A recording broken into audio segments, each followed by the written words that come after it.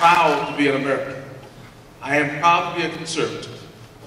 And what we have to do to save this nation, we as conservatives, we must get in the trenches and get in people's ear and talk to them about our conservative values. But we have to do it in a way where we're not being fearful of being called a racist or being called a sellout. By a show of hands, how many of you are sick and tired of being called a racist and you know you're not one? Or a sellout and you know you're not one? The question is then, how can we win this battle, this propaganda battle? See, there's two battles taking place in the battle of political ideas, or the political arena. You have the battle of propaganda and you have the battle of ideas. Now, the battle of ideas, that's the second battle. We always win that battle because we have the best ideas. We saw that in the past two debates. It's the propaganda battle that we're losing. They call us a sellout, they call us a racist, we go into our conservative clauses that don't come out. So the question is, how do we do this? I'm going to share with you, just briefly, a strategy that God has given me. How we can trump the race card forever. How we can trump the class envy card forever. How we as conservatives now can create an atmosphere of political dialogue without the fear of being called a sellout or being called a racist. I am a conservative, but that is not how I describe myself politically. I am a conservative. I was not converted to conservatism. I've always been one, I just didn't know it. When I grew up in Alabama through the Democrat Party and the NAACP, they were always in my ear giving me the progressive, liberal philosophy. I never got the counter argument until I became an adult. And I said, wait a minute, those are my values. I grew up in a Christian home. So I am a conservative, but that is not how I describe myself politically. See, the word conservative has a negative connotation in not just minority communities, but has a negative connotation in America because we're losing the propaganda battle. The word conservative has a negative connotation and it means, and it's synonymous with the word racist. So if you call yourself a black conservative, a Tea Party conservative, a Christian conservative, based on who you're talking to, you might as well drop that last word conservative and call yourself a black racist, a Tea Party racist, a Christian racist. Here's why. Here's why. Let's go back to the 1950s and 60s. And don't forget now, it was conservative Democrats. They're the ones that they tried to do everything they possibly could do to block civil rights legislation. They wrote the Jim Crow laws, the black codes. They wanted to secure the doctrine of their racist fathers. Now here come Republicans, here come independents. We're using the same word. Now our definition is different, but it's the same word. Our definition is that we want to embrace the philosophy of the founding fathers who wrote the Constitution and the Declaration of Independence. I'm not saying you don't use the word conservative. I'm saying that before you use it, you make sure you define that word first based on who you're speaking to. Because if not, they're going to think you're a George Wallace conservative versus a Fredrick Douglass type conservative. Now, Fredrick Douglass, why do I call myself a Fredrick Douglass Republican or a Fredrick Douglass Liberty Messenger? Let me quickly tell you what that's all about. When I say that I'm a Fredrick Douglass Republican or a Fredrick Douglass Liberty Messenger, that's the nonpartisan type of expression. It gives you a glimpse of what I believe in. I believe in the four life empowering values of Fredrick Douglass.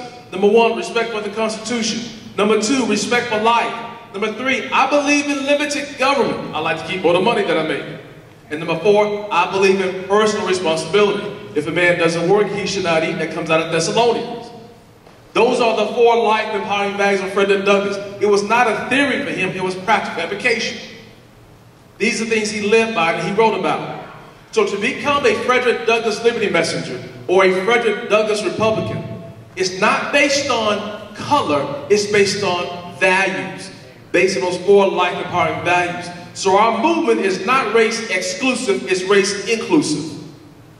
Anybody can become a Fredrick Douglass Liberty Messenger or a Fredrick Douglass Republican. Now let me share some things about Fredrick Douglass, because many of you don't know anything about it because they don't have any history books. They took him out. Well, you'll find out why I explain something about Fredrick Douglass to you. Fredrick Douglass, born 1818 as a slave in Maryland. He was actually born below poverty. He was born below poverty, meaning that he did not even own his own body. He was born below poverty. He was homeschooled, self-taught. He started his own homeschooling program, learned how to read and write while in captivity. Never owned a pair of shoes until he was 8 years old, never slept in a bed until the age of 10. His slave master, the rumor was his slave master was his father, so Douglass was a mixed race. Let's kind of fast forward a little bit. 1838, Douglas escapes from slavery at the age of 20. He escapes from slavery in 1838 at the age of 20. He escapes from slavery. What did he escape from? He escaped from slave master entitlements. See, Douglas used to be a 47%. Matter of fact, he was a 0% below poverty. He became a 47%. But I'm going to share with you in a minute, Douglas became a 1%. Douglas became a 1%. I'll share that with you before I leave. But Douglas escaped from slavery, 1838, at the age of 20. He escaped from slave master entitlements. He escaped from slave master run health care, like we should escape from slave government run health care. He got involved in the abolitionist movement. His mentor was William Lloyd Garrison for a while. I say for a while because Douglas eventually broke away from Garrison. And when I studied Douglas's writings, he broke away really for 3 reasons. Number one, Garrison and some of the abolitionists want to treat Douglas like he was a freak show. They don't want Douglas to talk about anything but his experience as a slave. And the reason why, and some of them that want Douglas to get his freedom, because when he escaped now, he started speaking, he was still a fugitive slave. They didn't want Douglas to get his freedom because it would hurt on the marketing efforts. Come listen to the fugitive slave, Fredrick Douglass. Douglas said, no, I have more than this. I have more to say than just about my experience as a slave. I need to be philosophical about this whole idea about Indian slavery. So he broke away from Garrison for that reason. That's number one. Number two, Garrison believed that the best way to end slavery was through moral exhortation. William Lloyd Garrison was a pacifist. He believed that the best way to end slavery was through moral exhortation, meaning that the more you talk about it, sooner or later folks are going to change. The more you preach about it, hopefully folks are going to change. Douglas said no. Douglas said the best way to end slavery is through political action. Here's the relationship between Fredrick Douglass and the Republican Party. When I say Fredrick Douglass Republican, that is not an oxymoron. The Republican Party was started in 1854 by Charles Sumner. He had 2 planks in his platform: to abolish slavery, 2 major planks: to abolish slavery and to advance the civil rights of black Americans. Because now the slave masters were Democrats. The Republican Party was started in 1854. Douglas started speaking in 1841, 14 years before the Republican Party was started. Douglas became the face of the abolitionist movement. The abolitionists are those who started the Republican Party. You follow me? He was the face of the abolitionist movement. He was a spearhead. Fredrick Douglass is the one who declared political war on slavery. As a result of Douglas' inspiration, the abolitionists started a Republican Party to oppose the Democrat Party, to end slavery. The party was started by Charles Sumner. Douglas was his advisor. So Garrison believed in pacifist aspect in terms of changing Indian slavery. Douglas said no, the best way to end slavery is through political action. Therefore, a Republican Party was started. Here's the third reason why he broke away from Garrison. Garrison believed that the Founding Fathers gave us slavery in the Constitution, referring to the 3/5 clause. Douglas believed that himself at one time. Douglas went back and did something very interesting, though. He went back and read the Constitution for himself. Then he read the Founding Fathers Convention notes. When he put the two together, he said, wait a minute. The Constitution is not a pro-slavery document. It is an anti-slavery document. Douglas said on one occasion, the Constitution reads, we the people. It doesn't say we the white people. If black folks are people, then Douglas concluded, then they are to be benefactors of this Constitution. Douglas said the problem is not with the Constitution, the problem is in the application of the Constitution. The other thing that Douglas gives us, in 1861, Douglas was in a debate in Glasgow, Scotland, and he's the one to give clarity to the 3/5 clause. Douglas said the 3/5 clause has nothing to do to say blacks are 3/5 of a human being. I'm talking fast, I know my time is running out, so bear with me. But Douglas said it has nothing to do to say blacks were 3/5 of a human being, but the 3/5 compromise, it was an effort by the northern free states to limit the congressional power and representation of the southern slave states. See, the southern slave states want to count blacks and slavery as one person, one vote. The northern free states said, well, if you free them, we'll let you count them as one person, one vote. But since you cannot free them, we're going to let you count the slave population as 3/5 of a vote. Douglas gives that clarity. That's why Douglas is so key. So what I'm saying is, Douglas is the vehicle, if you will, how we can take the life-empowering message of the conservative philosophy, share with all Americans, and be successful. Douglas was an advisor to 5 U.S. presidents. 5 U.S. presidents. Man, never been to school in his life. Abraham Lincoln, James Garfield, Rutherford Hayes, Benjamin Harrison, and Ulysses S. Grant. Not necessarily in that order. Douglas was a capitalist. He was a free market entrepreneur. He was a public speaker. He wrote 3 books. He owned 2 newspaper companies. This man died in 1895 at the age of 77 as a result of a heart attack. How much money in savings do you think he had amassed how much money do you think he had amassed in savings at that time of his death? $300,000 in savings, which is the equivalent of $25 million today. Douglas used to be a 0%er. He was a 47%er. He became a 1%er. How? He embraced conservative principles. You cannot call a Frederick Douglass Republican or a Frederick Douglass Liberty Messenger a racist or an Uncle Tom. What we're saying is that our values are in lockstep with a Frederick Douglass. He was a victim of racism. He was not a racist. He was not a sellout. He escaped from slavery and helped others to escape from slavery. Now let me quickly talk about the book. I'll forget to talk about it and they'll get on it. I wrote a book. The book is entitled Frederick Douglass Republican, The Movement to Reignite America's Passion for Liberty. If you want to talk about liberty, you got to bring Douglass into the equation.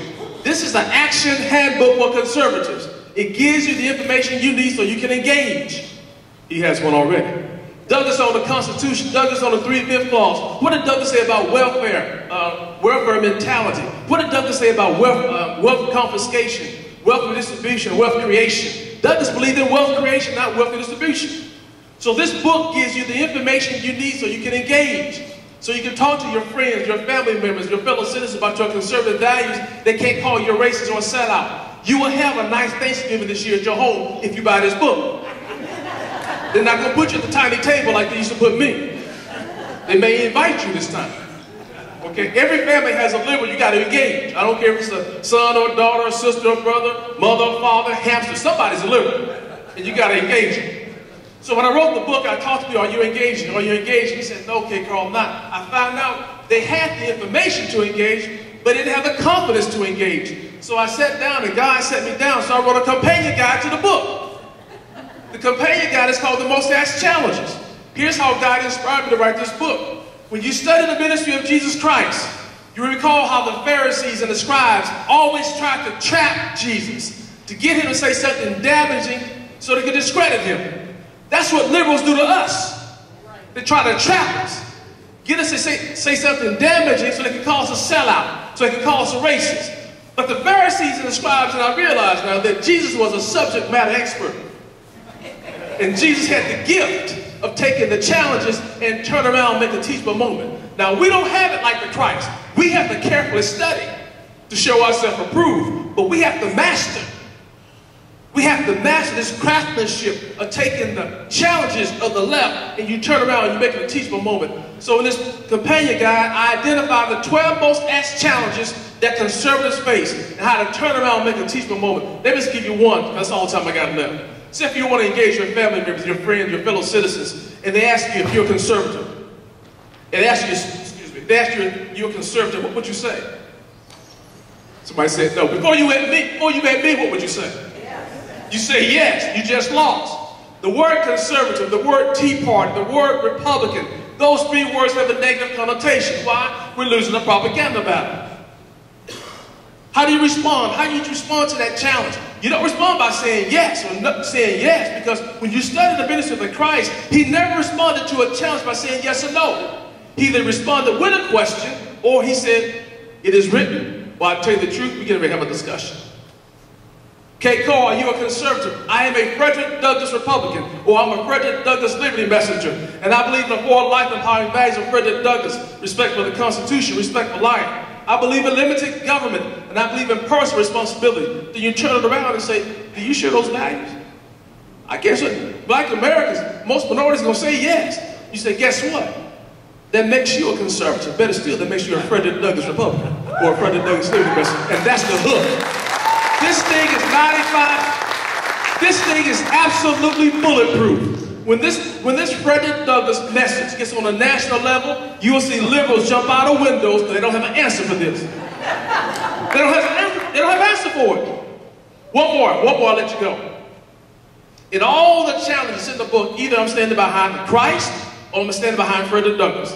Now, I'm not putting Douglass on a pedestal, but there's some values he possessed that he embraced that we should focus on. K. Carr, are you involved with the Tea Party movement? Are you an activist in the Tea Party movement? Are you affiliated with the Tea Party movement? Before you met me, what would you say? Yeah. Don't ever say yes or no. Christ never did that. K. Carr, are you affiliated with the Tea Party movement? I agree with Fredrick Douglass, who once said, I will unite with anybody who wants to do right. Shut it down. You turn it around on it. K. Carr, you're a Republican. One more. K. Carr, you're a Republican. See, the Democrat Party has done a masterful job of co-opting the history of the Republican Party. Okay, masterful job. K. Carr, you're a Republican. I am a Fredrick Douglass Republican. That's not the same thing as a Republican. I am anti-status quo Republican Party.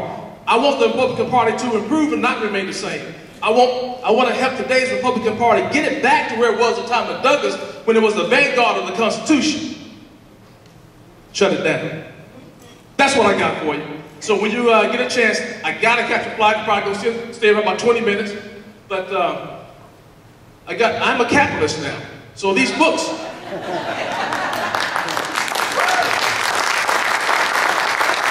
These two books, they come as a set. They come as a set. The books are free. The autographs inside the books are $20. So the set is $20. Okay. I appreciate your time. I appreciate your prayers. We're going to save this nation. We're going to save this state. We're going to change the political culture in this country forever. And the answer is Fredrick Douglass. Can you imagine, and I'm the part on this, can you imagine if all is sincerity, if I could advise Governor Romney, I said, Governor Romney, stand behind Fredrick Douglass. Don't be ashamed of your wealth.